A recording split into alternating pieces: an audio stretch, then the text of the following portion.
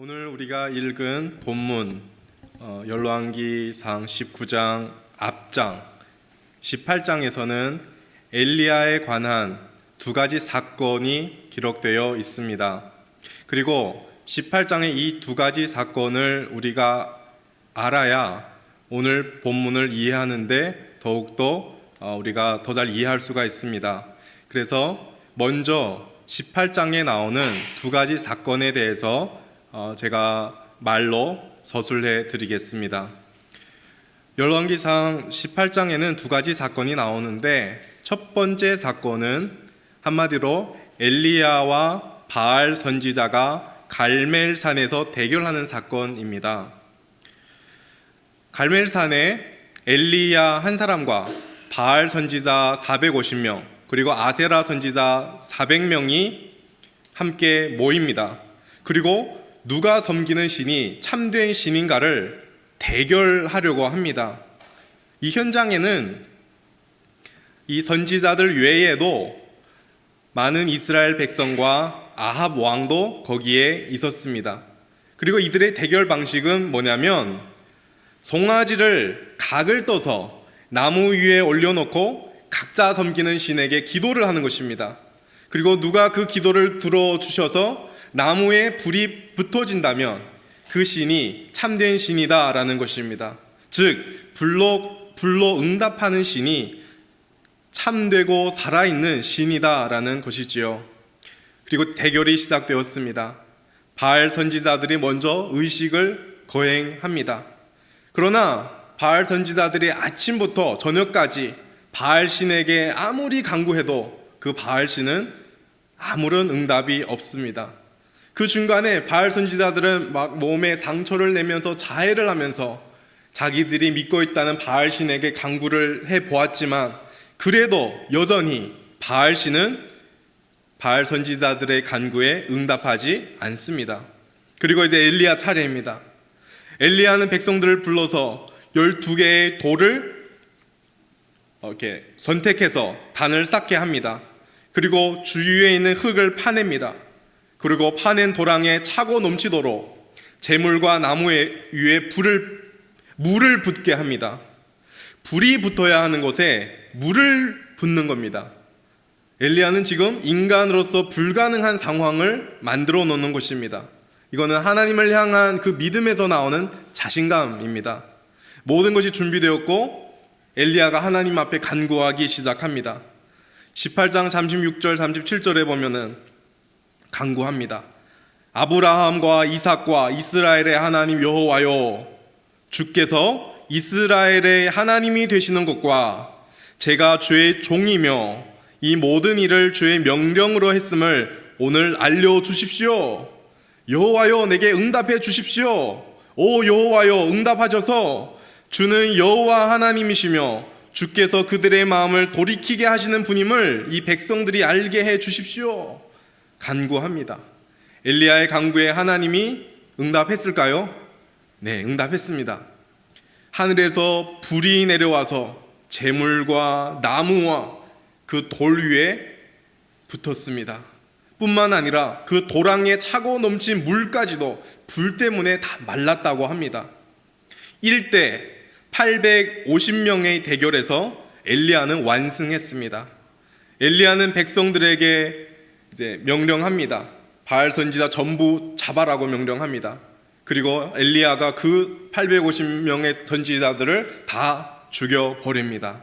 이것이 첫 번째 사건입니다. 두 번째 사건은 엘리야가 하나님께 기도함으로 이스라엘의 가뭄이 종결되는 사건입니다. 이스라엘 땅에는 3년 6개월 동안 비가 내리지 않았습니다. 이제 바알 선지자들과 대결해서 승리를 거둔 엘리야는 갈멜산 꼭대기로 올라갑니다. 엘리야는 얼굴을 무릎 사이로 파묻고 그 뜻은 굉장히 간절하게 하나님께 비를 내려달라고 산 꼭대기에서 기도합니다. 이번에도 하나님께서 엘리야의 그 기도에 응답하셔서 3년 6개월 만에 이스라엘 땅에 큰 비를 허락해 주십니다. 이 18장에 나오는 이 두 사건을 통하여서 여러분은 이제 제가 설명한 것을 들었는데, 이게 들었을 때 엘리야의 모습이 어떤 모습인 것 같습니까? 담대하지요. 자기 혼자서 850명의 그 거짓 선지자, 바알 선지자, 아세라 선지자와 대결하니까 얼마나 담대합니까? 담대한 모습입니다. 또 자기 재물과 나무에 물을 뿌리라고 하니까, 불이 붙어야 하는 곳에 물을 뿌리라고 하니까 하나님을 향한 그 믿음에서 나오는 자신감이 있는 겁니다. 담대할 뿐만 아니라 자신감이 있습니다. 그리고 엘리야의 그 기도로 말미암아 이스라엘 가뭄이 멈춥니다. 능력이 있는 엘리야의 모습입니다. 실제로 18장 마지막 절 46절에 여호와의 능력이 엘리야에게 임했다라고 성경은 말하고 있습니다. 18장의 엘리야의 모습은 이토록 담대하고 자신 있고 능력 있는 모습이었습니다. 그러나 오늘 우리가 방금 전에 읽은 이 19장 1절에서 8절에 나오는 엘리야의 모습은 어떻습니까? 두려워하고 도망가고 무기력하고 낙담하고 절망해서 죽여달라는 그런 모습입니다. 18장의 모습과 너무 대조되지 않습니까? 엊그제만 해도 담대하고 자신 있고 능력이 가득 찼는데 어떻게 한순간에 두려워하고 무기력하고 낙담하고 절망해졌을까요? 그런데 이것은 비단 오늘 본문의 엘리야의 이야기만은 아닙니다. 이런 모습은 오늘을 살아가는 저와 여러분의 모습이기도 합니다. 엊그제까지 굉장히 하나님을 향한 믿음 때문에 담대하고 자신감이 있고 마치 어떤 능력이라도 있다시피 굉장히 이렇게 당당했는데 한순간에 침체에 빠지고 낭망에 빠지고 좌절에 빠질 때가 있습니다. 그것이 우리입니다. 과연 무엇이 우리를 두려워하고 무기력하며 낙담하고 절망하게 할까요? 그리고 가장 중요한 것은 어떻게 그런 낙심과 무기력과 절망을 극복할 수 있을까요? 오늘 본문을 통하여 우리는 함께 이 두 가지 질문을 살펴보고자 합니다. 하나님께서는 엘리야를 사용하셔서 갈멜산 대결 사건과 가뭄을 종결하는 두 사건을 통하여서 오직 여호와 하나님만이 참된 하나님이라는 것을 드러내 보이셨습니다. 그리고 이 두 사건의 현장에는 많은 이스라엘 백성이 모였고 특별히 아합 왕, 당시 이스라엘 왕 아합 왕이 그 자리에 있었습니다. 즉, 이 아합은 그 현장에서 직접 자기 눈으로 엘리야가 행한 일들을 보면서 여호와 하나님이 진짜 하나님이다, 여호와 하나님이 살아계신 하나님이다는 것을 현장에서 경험을 했습니다. 그런데 그렇게 경험했음에도 불구하고 아합은 그의 불신앙을 회개하고 하나님께도 돌이키지 않습니다. 아합은 그 경험한 일들을 가지고 바알 신에게 충성하고 헌신했던 아내 이세벨에게 찾아갑니다. 그리고 이세벨에게 그 경험한 모든 것을 알려줍니다. 1절 말씀 우리 다시 한번 읽어보도록 하겠습니다. 시작. 아합이 엘리야가 행한 모든 일과 그가 어떻게 모든 선지자를 칼로 죽였는지를 이세벨에게 말하니,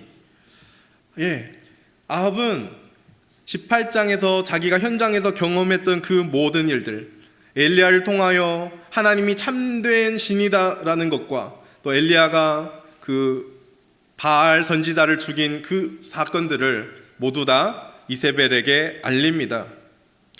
이세벨은 아합을 통하여 이 갈멜산 사건과 가뭄이 종결되는 두 사건을 듣게 되었습니다.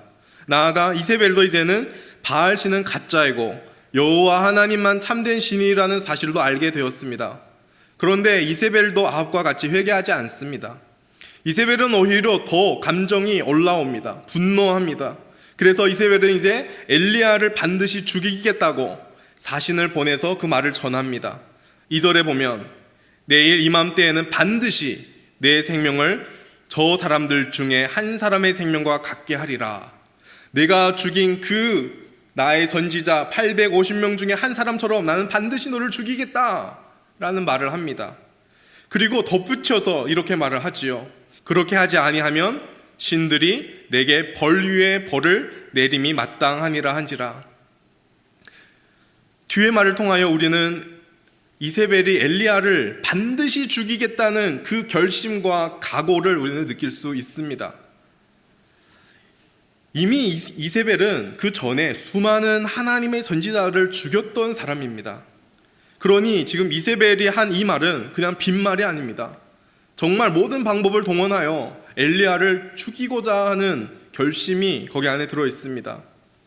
이제 엘리야는 이세벨의 이 유혹과 자신의 형편 때문에 두려워서 도망갑니다. 엘리야는 브엘세바에 이르러서 자기와 함께한 사환을 그곳에 머물게 합니다. 여기에 브엘세바는 이세벨에 있는 곳에서 약 140km 떨어진 유다 남쪽에 약 끄트머리 쪽에 있는 곳입니다. 140km 떨어져 있습니다. 즉 엄청 멀리 지금 도망왔다는 것입니다. 그런데 그게 다가 아닙니다. 사환을 그곳에 머물게 하고 자기는 또 다시 혼자 광야로 도망쳐서 하룻길을 걸었다고 오늘 본문에 나옵니다. 그리고 한 로뎀 나무에 이제 앉았습니다. 여기서 하룻길이라고 했을 때는 24km 정도인데요. 그러니까 이세벨과 거리를 얼마 정도 지금 이제 뒀다는 겁니까? 160km 정도 두면서 지금 도망해 왔습니다. 정말 먼 길을 걸었지요. 이젠 육신도 지칠 대로 지쳤습니다. 그리고 이젠 로뎀 나무 아래서 하나님 앞에 탄식합니다. 탄식하는 내용이 4절 후반절에 나오는데요. 4절 후반절에 여러분 눈으로 보시면 여호와여 여기 나옵니다. 여호와여부터 우리 한번 읽어보겠습니다. 시작. 여호와여 넉넉하오니 지금 내 생명을 거두시옵소서. 나는 내 조상들보다 낫지 못하니이다 하고, 엘리야가 하나님께 이렇게 말하는 것입니다. 하나님, 하나님의 선지자로서 직무를 이제 그만두겠습니다. 저는 이제 할 만큼 다 했습니다. 이제는 더 이상 살고 싶지 않습니다. 저를 죽여주십시오. 두려움과 낙심과 절망에 빠져서 죽음으로 모든 것을 포기하겠다는 엘리야입니다. 과연 무엇이 엘리야를 이렇게 낙심하며 절망하게 만들었을까요? 앞서 엘리야가 갈멜산 대결과 또 가뭄을 종결했던 그 18장의 내용을 통하여서 여호와 하나님만이 참된 하나님이심을 드러내 보이셨습니다. 엘리야가 그 자리에서 어떤 생각을 했을까요? 1대 850명과 싸워서 이기고 또 기도하니까 3년 6개월 비가 안 내렸던 그곳에 비가 내렸을 때, 그래서 내가 믿는 하나님이 진짜 살아계신 하나님이라는 것을 드러냈을 때 엘리야는 어떤 마음과 생각을 가졌을까요? 이 두 사건을 통해서 이 자리에 여기 있는 이스라엘 백성과 여기에 있는 아합 왕, 그리고 또 이들을 통하여 소식이 전해지면서 많은 사람들이 다시 하나님께로 돌아올 것이라는 기대를 했지 않겠어요? 그런데 이스라엘 백성들은 그 놀라운 하나님의 역사를 보고도 마음이 하나님께로 돌아오지 않았습니다. 그 현장을 목격했던 아합 왕도, 그리고 그 소식을 들었던 이세벨도 하나님 앞으로 와서 회개하고 돌이키는 기미가 전혀 보이지 않았습니다. 오히려 이세벨이 엘리야를 죽이려고까지 결심을 했습니다. 엘리야는 하나님을 향한 충성이 있었고 믿음이 있었습니다. 그리고 이 사건을 통하여 기대하는 어떤 열매가 있었습니다. 그런데 정작 자기가 기대한 그 열매가 나타나지 않자 낙심에 빠진 것입니다. 하나님의 살아계심을 이런 두 가지 사건을 통해서 드러내 보이셨음에도 불구하고 사람들이 하나님께로 돌아오지 않으니까 낙심한 것입니다. 즉 엘리야의 낙심은 아무런 열매가 없는 데서 오는 낙심입니다. 여러분은 어떻습니까? 엘리야가 경험했던 이런 낙심과 절망을 여러분은 지금까지 인생을 통하여 경험해 보시지는 않았습니까? 우리의 삶 역시 엘리야처럼 낙심하며 절망할 때가 있습니다. 열심히 우리가 신앙생활을 했지만 아무런 열매가 보이지 않을 때 낙심하지 않습니까? 육체적으로 또한 영적으로 온갖 어려움에 부딪혀서 아무리 이 어려움을 뚫고 나가려고 해도 막힐 때 절망감이 들지 않습니까? 그런 상황에서 우리도 엘리야처럼 모든 것을 내려놓고 주저앉고 포기하려고 하지 않습니까? 하나님을 사랑해서 매주일 열심히 예배 자리에 와서 하나님을 예배하고 열심히 신앙생활을 이렇게 달려왔는데 왜 나의 신앙에는 아직 아무런 열매가 있지 않는가? 내가 열심히 봉사도 하고 날마다 기도도 했는데 왜 하나님은 나의 기도에 응답하지 않는가? 이제 믿지 않은 나의 남편, 나의 아내, 믿지 않은 나의 자녀들, 믿지 않은 가족들이 하나님께로 돌아와야 할 텐데 왜 아직도 돌아오지 않는가? 하나님을 사랑하고 하나님을 위한 일을 하는데도 아무런 열매가 보이지 않을 때 낙심과 절망은 우리에게 찾아옵니다. 제가 거의 이제 3년 차인데요. 2년 반 전에 천은교회 오기 전에 바로 낙심의 시간을 한동안 보냈습니다.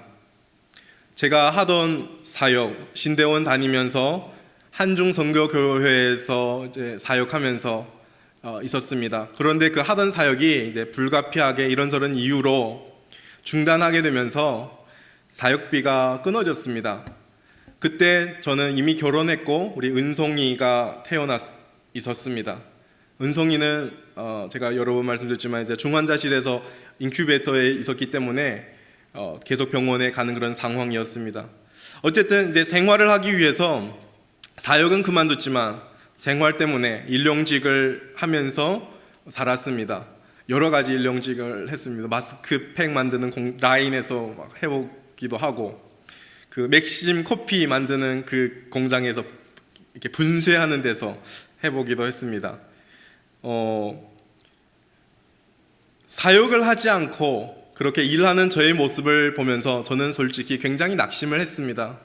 왜냐하면 제가 한국에 온 이유가 오직 한 가지였습니다. 뭐 돈 벌고 뭐 그런 생각 전혀 해본 적이 없고요. 오직 신학을 잘 배워서 이제 중국에 가서 중국에 있는 그분들에게 복음을 잘 전해야 되지 하는 그런 마음으로 왔습니다. 중국 분들에게 복음을 전하고자 하는 그 부담 때문에 온 것입니다. 그런데 신학교를 졸업하면서 사역지까지 없이 일하는 나의 모습을 보면서 이게 뭔가 하는 생각이 들었습니다.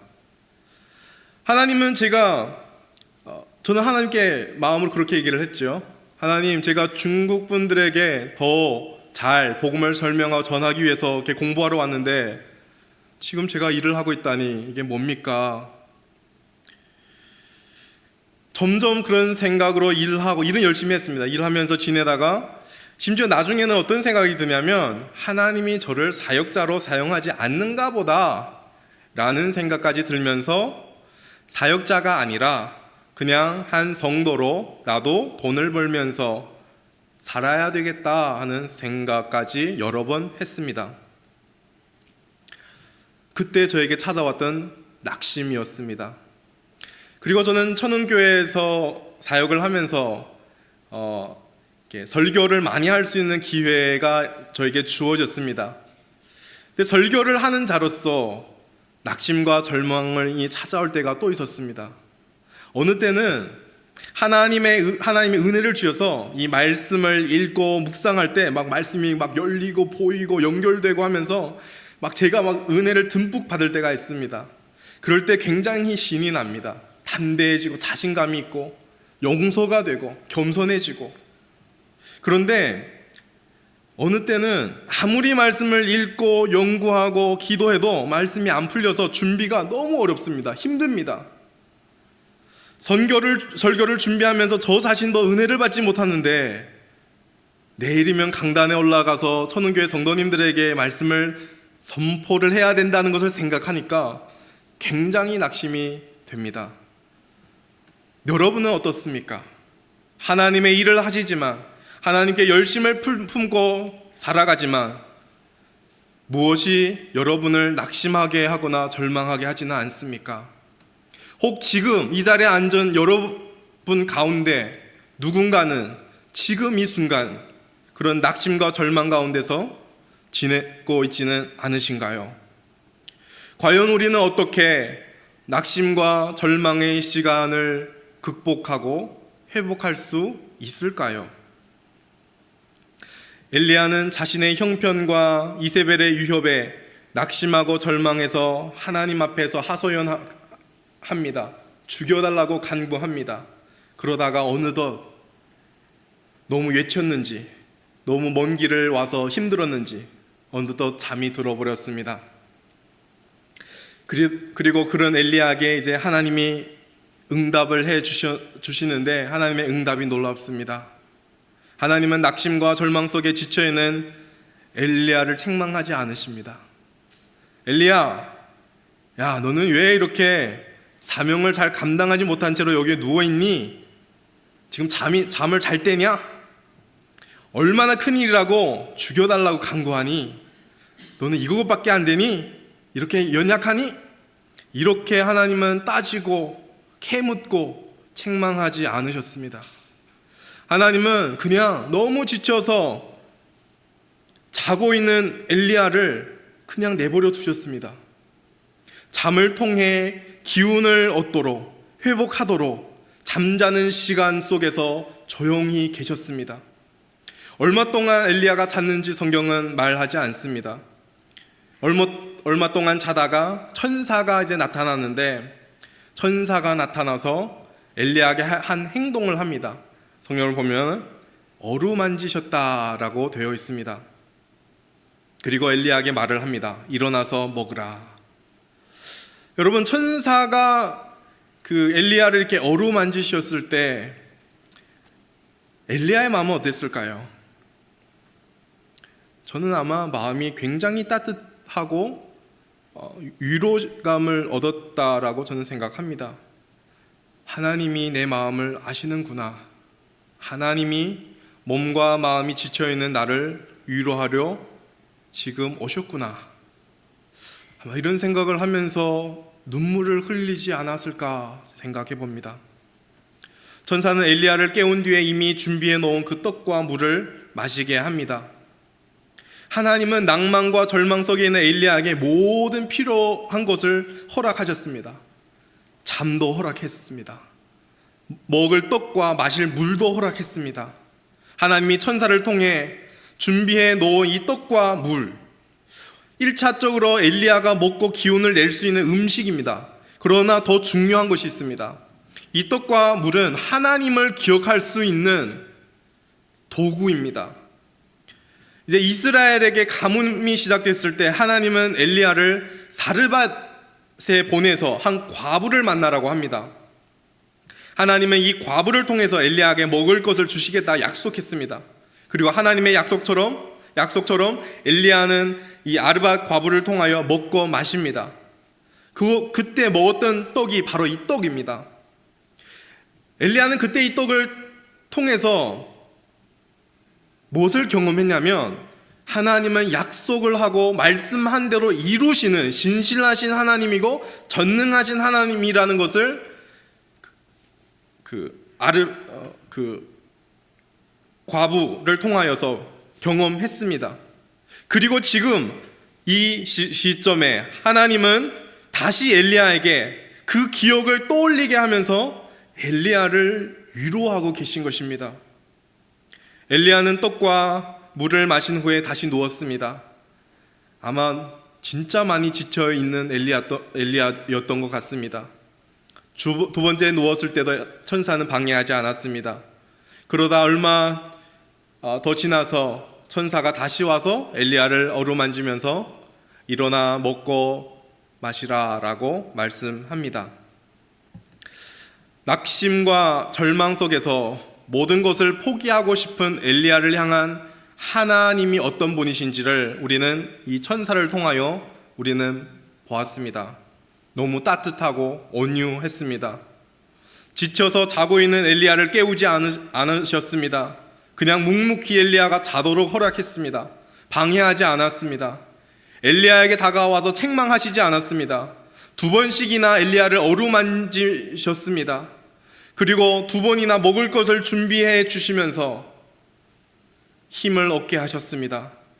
하나님은 엘리야와 끝까지 함께 하셔서 회복시키시는 분이심을 우리는 오늘 이 본문을 통하여 보게 됩니다. 엘리야가 낙심과 절망 속에서 모든 것을 포기하고 싶더라도 하나님은 결코 엘리야를 포기하지 않으신다 라는 것을 우리는 확인하게 됩니다. 엘리야의 전 인생 속에는 포기하지 않으시는 하나님의 은혜가 있었고, 그리고 특히 낙심과 절망 속에서 포기하지 않으시는 하나님의 은혜가 더 분명하게 보였습니다. 여러분, 인생에 찾아오는 낙심과 절망을 어떻게 극복하고 그 상황 속에서 우리는 회복될 수 있을까요? 여러분, 인간의 힘으로는 불가능합니다. 이것을 먼저 인정하는 겁니다.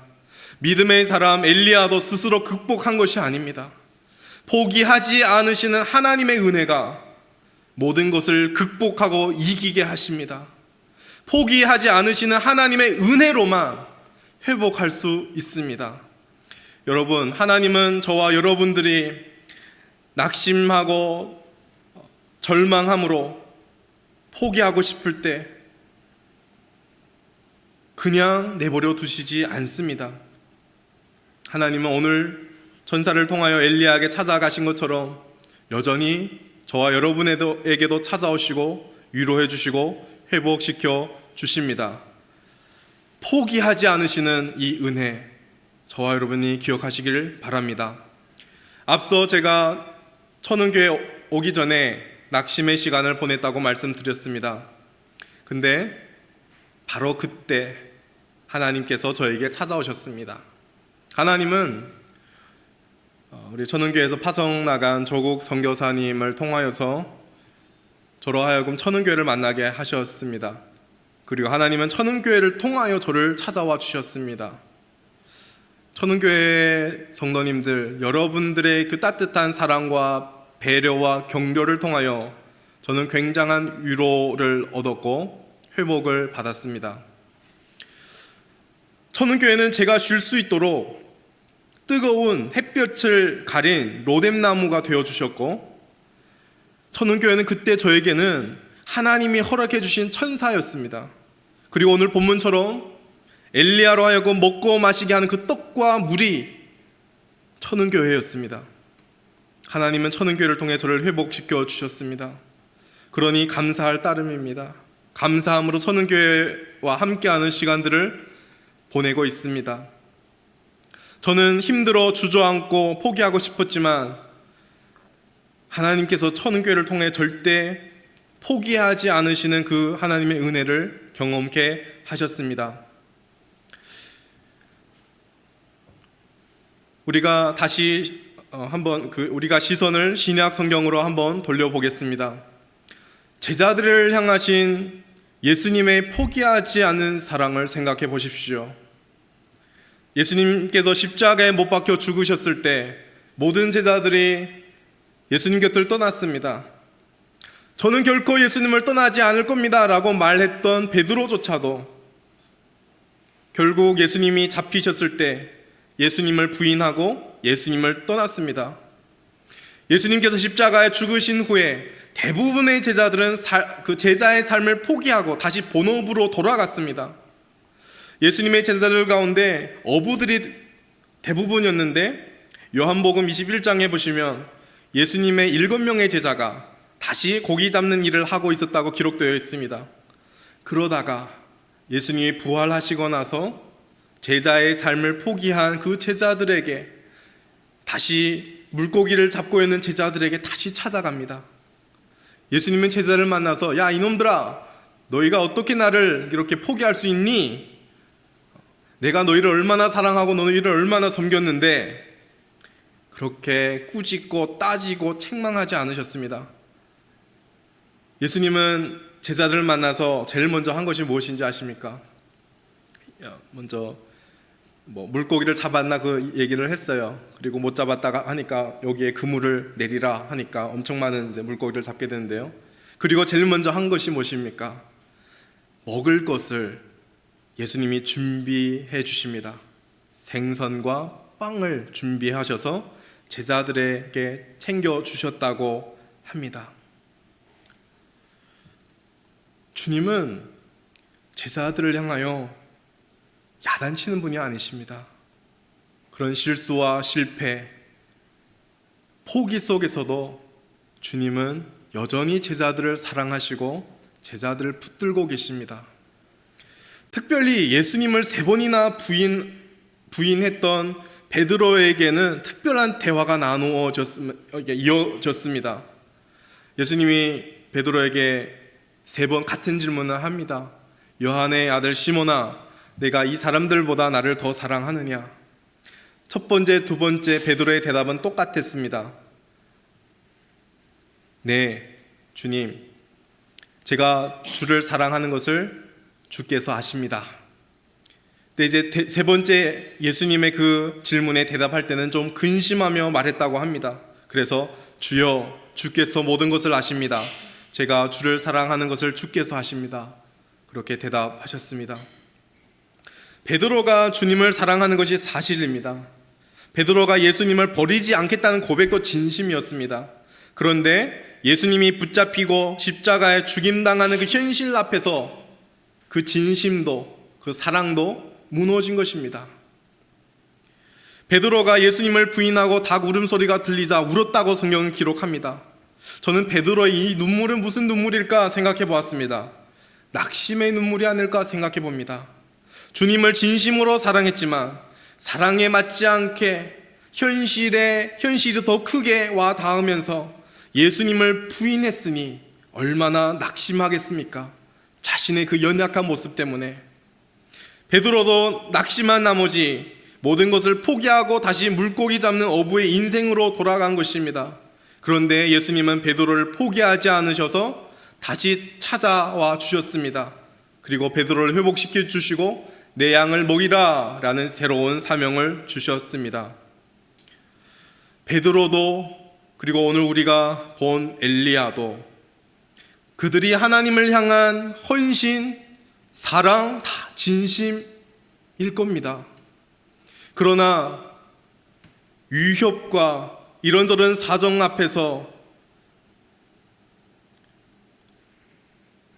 진심 어린 사랑임에도 불구하고 사랑에 맞지 않는 모습이 보였습니다.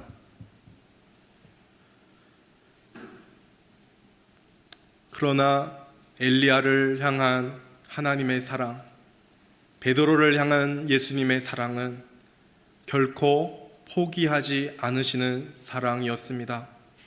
사랑하는 천흥의 성도 여러분, 우리 인생은 늘 평온하고 승승장구하지 않습니다. 평온한 인생에 폭풍이 들이닥칠 때가 있고 승승장구하던 삶의 낙심과 절망이 찾아올 때가 있습니다. 이는 하나님을 사랑하면서, 진심으로 하나님을 사랑하면서 열심히 달려가는 믿는 자에게도 마찬가지입니다. 우리는 어떻게 낙심과 절망의 시간들을 극복하고 그 시간 속에서 회복할 수 있을까요? 기억하십시오. 인간의 힘으로는 되지 않습니다. 오직 포기하지 않으시는 하나님의 은혜로 가능합니다. 포기하지 않으시는 하나님의 은혜가 낙심과 절망 속에 있는 저와 여러분을 다시 일으켜 세우실 것입니다. 포기하지 않으시는 하나님의 그 은혜를 기억하면서 설령 오늘이 그 낙심과 절망의 시간일지라도 여러분이 인내하며 견뎌내시기를 예수님 이름으로 축복합니다.